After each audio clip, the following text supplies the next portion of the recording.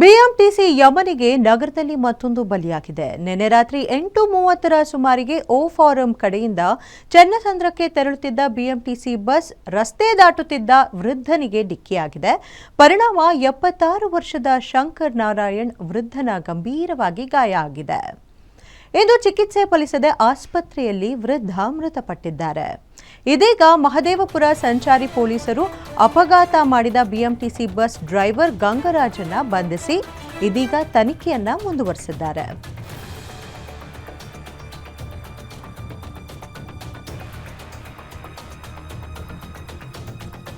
ಹೋಗ್ತಾ ಇತ್ತು, ಆ ಬಸ್ಸು ಸ್ಪೀಡಾಗಿ ಬಂದು ಗುದ್ಬಿಟ್ಟು ತಕ್ಷಣ ಹಿಂದಿವನು ಕೂಡ ಏಟಾಗಿದೆ. ಇಲ್ಲಿ ನಾನು ಹೂವು ಮಾರ್ತಾ ಇದ್ದೆ, ಆ ದೇವಸ್ಥಾನ ಹತ್ರ ಸುರೇಶ್ ಅಣ್ಣ ಅಂತ ಅವನು ಹೂವು ಮಾರ್ತಾ ಇದ್ದ.